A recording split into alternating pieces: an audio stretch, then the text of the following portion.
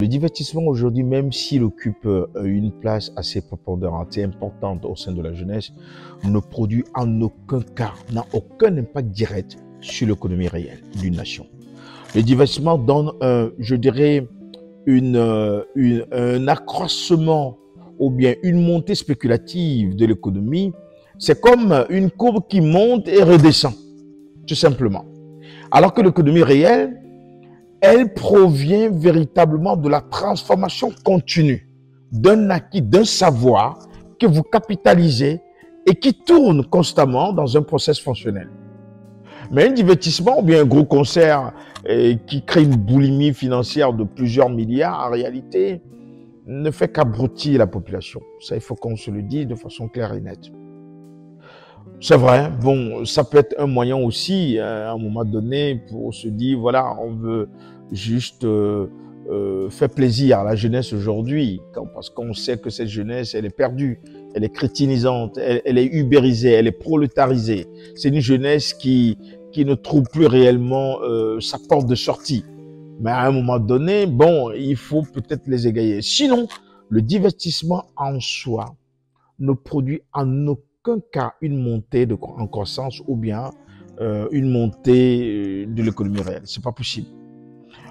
Je préférerais plutôt des orientations éducatives pour cette jeunesse aujourd'hui, de leur sortie de leur toxicité pour en faire une curativité. Et pour le faire, je pense très bien que la jeunesse africaine aujourd'hui n'a pas besoin de ce divertissement qui coûte plusieurs milliards, sachant que nous avons plusieurs besoins vitaux qui sont là, à savoir l'éducation surtout. Nous avons besoin de transmettre une éducation équitable à cette jeunesse pour qu'elle puisse se prendre en charge afin de les éviter leur migration dans les années à venir.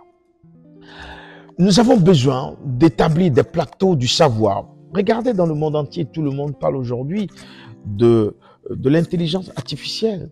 Je pense qu'un investissement orienté dans un centre dans lequel on peut réunir 20, 40, 100 personnes, 100 jeunes, et les outils nécessairement à avoir une rétention nécessaire pour créer leur entreprise demain sera plus bénéfique pour l'Afrique, en l'occurrence le Bénin, que d'organiser réellement un grand show et pour lequel il faut dépenser plusieurs milliards.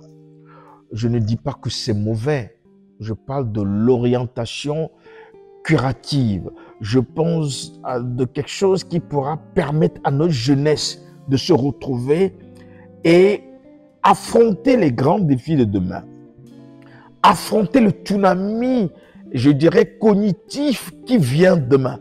Affronter réellement ou bien rééquilibrer un peu notre, je dirais, déséquilibre intelligent ou bien déséquilibre sociétal au niveau de notre cognitivité. Donc, je pense qu'il y a un travail de base que nous devons faire et que nous devons savoir réellement où orienter les fonds pour que nous puissions récolter quelque chose dans les années, dans les 5 ans, dans les 10 ans à venir. C'est vrai que si aujourd'hui l'État béninois commence à investir véritablement, mettre assez de fonds sur des plateaux techniques de formation professionnelle, notamment l'intelligence artificielle, les sciences cognitives de demain ou bien l'infotechnologie, les grandes sciences qui sont déjà perceptibles dans le monde entier, qui vont devoir révolutionner l'économie de demain, je pense que ça va être très très bénéfique pour le Bénin dans les 5 ans, dans les 10 ans qui sont devant nous.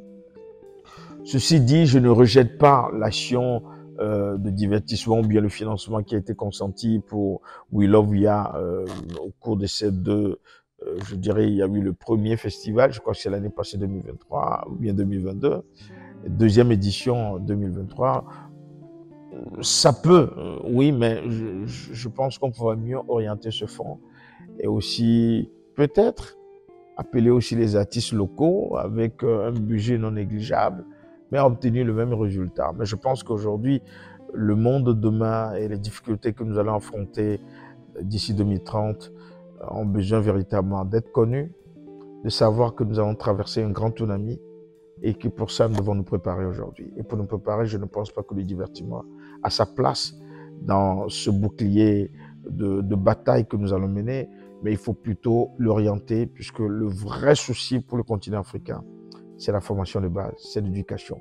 Quand nous aurons une population bien éduquée, alors là, nous pouvons nous-mêmes être sûrs que notre économie réelle se portera vraiment en pleine santé, aura une pleine santé et que nous pouvons véritablement marquer le continent africain d'une redondance économique assez forte basée sur une jeunesse réfléchie, une jeunesse qui a de la capacité et capable aussi, je dirais, pour monter dans l'économie réelle.